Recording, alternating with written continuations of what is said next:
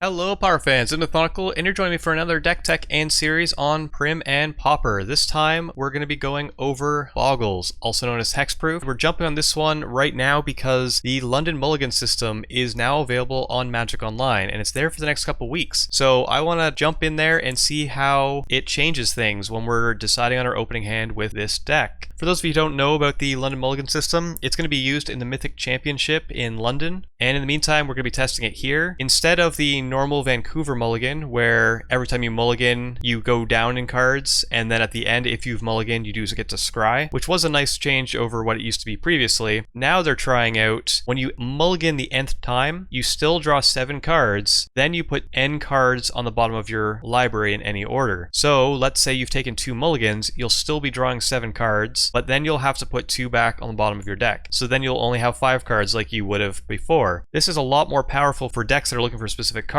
like Hexproof, because we're always going to be looking at 7 cards. We get to pick and choose the exact cards we want to start the game with. So without further ado, let's jump into the deck tech. Starting off with our hexproof creatures, we've got Gladecover Scout, Slippery Bogle, and Silhana Ledgewalker. Gladecover Scout and Slippery Bogle are fairly interchangeable as they are 1 mana, 1/1 hexproof creatures. They cost a green. Of course, if you want to be fancy, you can pay a blue for the Bogle, but you know, do that when you want to. Silhana Ledgewalker, however, is a 1 and a green for a 1/1 hexproof that cannot be blocked except by creatures with flying. So it does have a little bit of evasion, but it does cost more for that. So we're only going to play a couple of those. Our last creature, which is not hexproof, is Heliod's Pilgrim, which is 2 and a white. It is a 1/2, and when it enters the battlefield, you may search your library for an aura card, reveal it, and put it into your hand. Then shuffle your library. This is going to be that utility box effect where we're going to be able to search out any enchantments that we need at the time. So just keep that in mind as we're looking through the enchantments we have available to us. Starting off with our enchantments that are going to be going on our lands. This is going to be primarily to get us our white or other colors. We've got Abundant Growth, which is 1 green, enchant a land. When it enters the battlefield, draw a card, so it does replace itself. And enchanted land has tap for 1 mana of any color. This is fantastic, getting us our white and all of our splash colors. Excellent value. We've got 2 Unbridled Growth, which is a green. Enchant a land, you may tap that land for 1 mana of any color, and it's a bit worse than Abundant Growth because we need to sacrifice Unbridled Growth to draw the card. So, you know, it's pretty good, but quite often we'd prefer just to play it and sack it to cycle, but we do have the option of leaving it on the battlefield for a time if we just need to get that white for multiple turns. And last up, we've got Utopia Sprawl, which is 1 green. This can only enchant a forest, and when it enters the battlefield, you'll choose a color. When enchanted forest is tapped for mana, its controller adds 1 additional mana of the chosen color. So this is ramp. It allows us to go from 1 mana up to 3. It makes it a lot easier to cast our 3 mana spells. They essentially count as lands, and when we get to the mana base, you'll notice we have a lot of forests, and this is the reason why. Our other 1-drop cards, we're playing 1 Relic of Progenitus. This is kind of a flex slot. If we're expecting a little bit of some things that are going to be used in the graveyard, Relic of Progenitus is nice, and keeping it in the main board does allow us extra slots in the sideboard for other cards. Of course, you can swap this for something else, but it's fine. It is 1 mana for target player exiles a card from their graveyard, or pay 1, exile Relic of Progenitus, exile all cards from all graveyards, draw a card. Quite often we're just going to be using the second mode to draw a card, but occasionally we may want to keep it around to slowly exile cards from our opponents.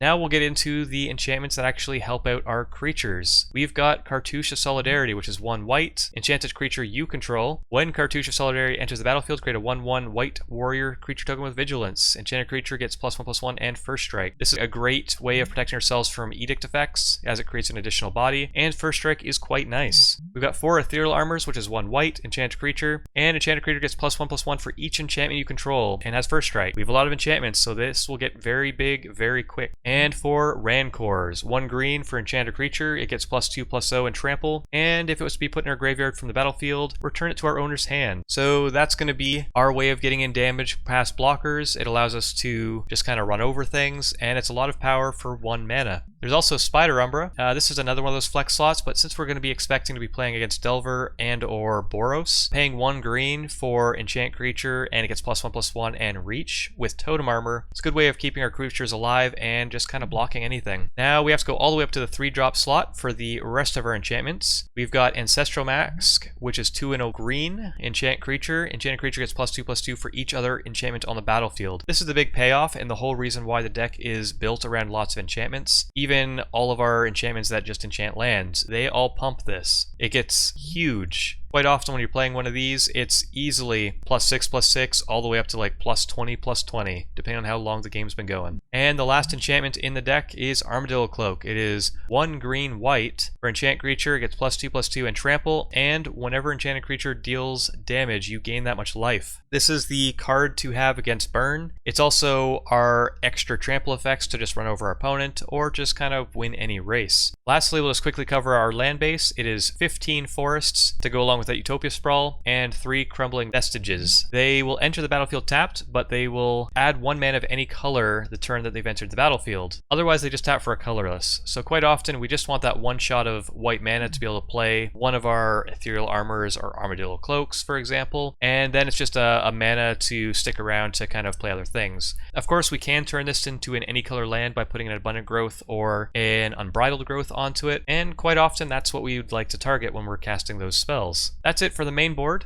and now we'll jump over to the sideboard. So before we start talking about the specific cards in our sideboard, just a quick disclaimer. Because we're not sure what decks we're going to be facing, because the format's been shaken up quite a bit by the London Mulligan, it's going to be kind of hard to find the exact cards we want here. Hexproof does have access to all colors, so we can play essentially anything in our sideboard, but for now we're just going to be keeping it to 1 and 2 ofs, just kind of hedging against some things we're going to be expecting, but of course, put whatever cards you want in the sideboard, and this is just a guideline to get you started. So to start off, we've got Lifelink, which is 1 white, enchant creature, and the enchanted creature gets lifelink. Pretty simple enchantments, and we bring this against burn. Since we are expecting burn, we have the 2. It's a pretty simple enchantment that we're happy to run. We've got Crimson Acolyte, which is 1 and a white. It is a 1/1 creature that has protection from red, and you can pay 1 white. Target creature gains protection from red until end of turn. This is a very nifty card. It protects our other creatures from Electrickeries. By itself is completely protected against any red decks. If their only removal is red, you can play this essentially as an additional hexproof creature. It's also very good against Is It Blitz, since you can give their creatures protection, which is a very rare interaction, and that kind of prevents them from being targeted. So it's a very fun card, so we're going to play 2 of them for now. And 1 Standard Bearer, 1 and a white for a 1/1. If our opponent wants to cast a spell or target something with an ability, they do have to target Standard Bearer if it's a valid option. Since we are playing Hexproof, kind of got to expect other people to be playing Hexproof too, so we definitely want this effect. Next, for our sideboard, we're going to play a couple blue spells. 1 Dispel, which is 1 blue, counter target instant spell. Very simple. We want to protect our stuff. Very often I'm going to bring this in if I think they're going to be bringing in instant speed enchantment destruction, like Serene Heart or Leave No Trace. And we have 1 Hydroblast, which is 1 blue. Choose 1, counter target spell if it's red, or destroy target permanent if it's red. This is just kind of a catch-all against burn or various other red decks. We now have some red sideboard cards, like Gutshot, which is 1 Phyrexian red, deals 1 damage to any target. This is our best way to deal with either tribe, or if anyone's going to be bringing in their own standard bearers, this is a free way to get rid of it. 2 Electrickeries, 1 red, deal 1 damage to target creature you don't control, or overload for 1 and a red to deal 1 damage to each creature we don't control. Great against elves, great against the mirror, just a good solid card, so we're going to have 2 of those. Flaring Pain, 1 and a red for damage can't be prevented this turn. And Flashback for 1 red. This is going to be the card we want against Boros if they're going to be playing a lot of Prismatic Strands, and against Tron, so that way we can get around their Moment's Peace. And then we've got a couple green sideboard cards. Mutagenic Growth is 1 Phyrexian green. Target creature gets +2/+2 until end of turn. If they're playing a lot of Electrickeries, we can bring in a Mutagenic Growth, just kind of get them. Or if they're playing a lot of enchantment removal at instant speed, sometimes we also want the Mutagenic Growth just to keep a creature alive in combat after they've removed our enchantment. So it's just kind of a nifty little combat trick that we can occasionally bring in. 1 Young Wolf, which is a 1 green for a 1/1. It's got Undying, which when it dies, it'll come back with a +1/+1 counter. This is our Edict fodder, so against black decks, this is where we want to be. And 1 Cartouche of Strength, 2 and a green. Enchant target creature you control, which is very important on this card. When Cartouche of Strength enters the battlefield, you may have enchanted creature fight target creature an opponent controls. Enchanted creature gets +1/+1 and trample. This card is our best way to fight opposing standard bearers because we get to tutor it with Heliod's Pilgrim, and we do get to play it on our own creature because it must be on a creature we control. We then get to kill their standard bearer with it and continue to play our enchantments as we please on our own creatures. So we absolutely want one of those. It's also just a good solid removal spell in many other matchups that is tutorable in our deck, so definitely want one of that effect.